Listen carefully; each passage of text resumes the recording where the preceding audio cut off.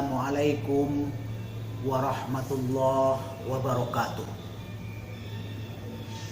Innal hamdalillah nahmaduhu wa nasta'inuhu wa nastaghfiruh wa na'udzu billahi min syururi anfusina wa min sayyiati a'malina. May yahdihillahu fala mudhillalah wa may yudlil fala hadiyalah. Asyhadu an la ilaha illallah wahdahu la syarikalah wa asyhadu anna Muhammadan abduhu wa rasuluh la nabiyya ba'dah. Qala Allah Ta'ala fil Qur'anil Karim, a'udzu billahi minasy syaithanir rajim. Bismillahirrahmanirrahim. Wa idza sa'alaka 'ibadi anni fa inni qarib ujibu da'watad da'i idza da'an falyastajibu li wal yu'minu bi la'allahum yarshudun. Shadaqallahul azim. Bapak-bapak, ibu-ibu, saudara-saudara, kaum muslimin dan kaum muslimat di mana saja berada yang dapat menangkap siaran ini.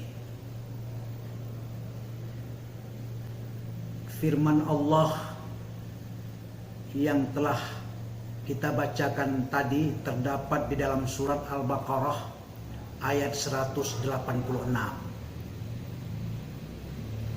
Dalam surat Al-Baqarah ayat 186 tersebut, Allah dengan gamblang dan tegas menyatakan bahwa kata Allah, wa idza sa'alaka ibadi anni, dan apabila hamba-hambaku bertanya kepadamu wahai Muhammad tentang aku, maka jawablah, fa inni qarib, sesungguhnya aku dekat. Ujibu da'watad da'i idza da'an, aku akan menjawab, aku akan memenuhi, aku akan memperkenankan doa orang-orang yang berdoa apabila mereka memohon kepadaku.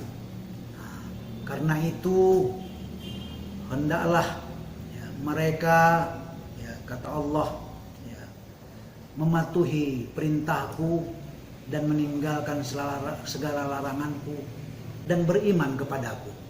Mudah-mudahan mereka mendapat petunjuk. Mudah-mudahan mereka senantiasa di dalam bimbingan Allah. Hadirin dan hadirat, shaimin dan shaimat. Jadi jelas sekali Allah menyatakan bahwa Allah itu dekat.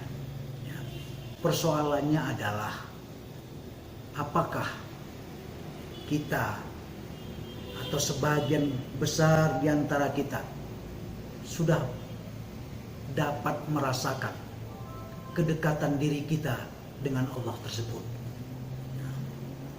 Apakah kita memang betul-betul merasakan bahwa memang Allah itu dekat dengan kita? Itu mungkin persoalan yang perlu kita bicarakan dan kita bahas di dalam kesempatan yang singkat ini. Kenapa demikian, kaum muslimin? Karena kalau kita perhatikan ayat ini lebih dalam, maka kita akan menemukan bahwa Allah menggunakan kata-kata ibadi yang dalam ayat ini yang berasal dari kata-kata abdun atau hamba. Seakan-akan Allah ingin berkata bahwa yang dapat merasakan atau yang baru akan dapat merasakan kedekatan dirinya dengan Allah hanyalah orang-orang yang menginsafi dan menyadari bahwa dirinya hanyalah hamba Allah. Dirinya hanyalah seorang hamba di hadapan Allah Subhanahu wa Ta'ala. Orang-orang yang tidak menyadari dirinya sebagai hamba Allah, maka akan sulit baginya untuk merasakan kedekatan dirinya dengan Allah Subhanahu wa taala. Karena itulah kaum muslimin, mungkin salah satu di antara rahasia, salah satu di antara hikmah kenapa ayat yang berbicara ya, tentang atau mengenai bahwa Allah itu adalah dekat, itu terletak di dalam Al-Quran sesudah ayat yang memerintahkan tentang puasa. Ya. Tentu saja letak ayat ini seperti itu di dalam mushaf ya, itu bukanlah suatu hal yang bersifat kebetulan. Tentu itu sudah dirancang sedemikian rupa oleh Allah Subhanahu wa taala. Artinya apa kaum muslimin? Artinya adalah Allah mengharapkan dengan telah melaksanakan ibadah puasa ya, seorang hamba diharapkan akan dapat merasakan atau semakin dapat merasakan kedekatan dirinya dengan Tuhannya ya, karena orang-orang yang telah melaksanakan ibadah puasa yang benar, yang sungguh-sungguh, yang akan dapat menyadari dan menginsafi dirinya sebagai hamba Allah ya. Setidak-tidaknya dalam ibadah puasa itu ya, ada 3 hal yang membuat seseorang bisa menyadari dirinya dan menginsafi dirinya bahwa dia hanyalah hamba Allah saja. Yang pertama, dengan melaksanakan ibadah puasa, seseorang akan menjadi tahu dan kenal dengan dirinya. Ya. Ini yang pertama, ya. Tahu dan kenal dengan dirinya. Dan hanya orang-orang yang tahu dan kenal dengan dirinya sajalah ya, yang akan tahu dan kenal dengan Tuhannya. Man arafa nafsahu faqad arafa rabbahu. Siapa yang tahu, siapa yang kenal dengan dirinya, maka dia akan kenal dengan Tuhannya. Jadi ibadah puasa akan mendidik seseorang menjadi orang yang tahu diri. Kalau dia tahu diri, maka dia akan tahu dengan Tuhannya dan dia akan tahu posisinya hanyalah sebagai hamba di hadapan Sang Khalik. Yang kedua,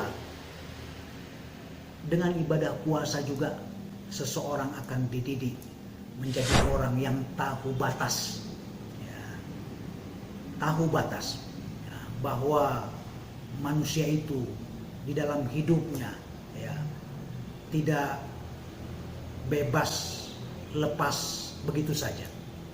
Manusia itu dibatasi oleh batas-batas yang telah ditentukan, dan batas-batas itu ditetapkan dan ditentukan oleh Allah Subhanahu wa taala dalam rangka ya, untuk kemaslahatan manusia juga ya. Ada yang halal, ada yang haram, ada yang boleh dan ada yang tidak boleh. Kesemuanya itu dalam rangka untuk kemaslahatan manusia. Dan yang ketiga ya, dengan ibadah puasa itu manusia akan tahu ya, mana yang pantas. Karena manusia adalah makhluk Allah yang paling mulia di permukaan bumi ini. Manusia tidak sama dengan hewan. Kata Allah dalam firman-Nya, laqad karramna bani Adam. Sungguh telah kami muliakan manusia itu. Sungguh telah kami muliakan anak Adam. Jadi bapak-bapak, saudara-saudara, kaum muslimin dan kaum muslimat, shaimin dan shaimat, dapat kita simpulkan bahwa yang pertama, Allah itu dekat ya. Yang kedua, walaupun Allah dekat, tetapi tidak semua orang dapat merasakan kedekatan dirinya dengan Allah Subhanahu wa taala. Dan yang ketiga, kedekatan diri seseorang baru dapat merasakan kedekatan dirinya dengan Allah Subhanahu wa taala manakala dia menginsafi dan menyadari dirinya hanyalah seorang hamba. Ya. Dan yang keempat, tidak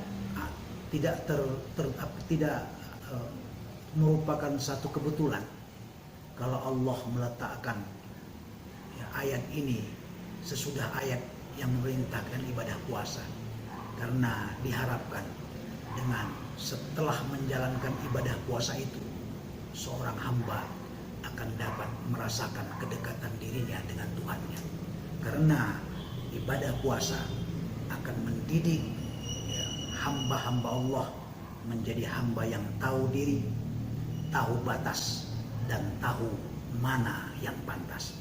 Dengan itu semua, dengan tahu diri, dengan tahu batas, dengan tahu mana yang pantas, maka seorang hamba akan semakin menginsafi dan menyadari dirinya hanyalah hamba Allah belaka.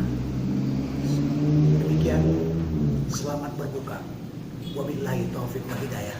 Wassalamualaikum warahmatullahi wabarakatuh. Banyak lembaga, tapi di antara lembaga yang saya percaya, Lembaga Amil Zakat Nasional Dewan Dakwah. Ini salah satu jihad kita di zaman modern. Terima kasih. Wassalamualaikum warahmatullahi wabarakatuh.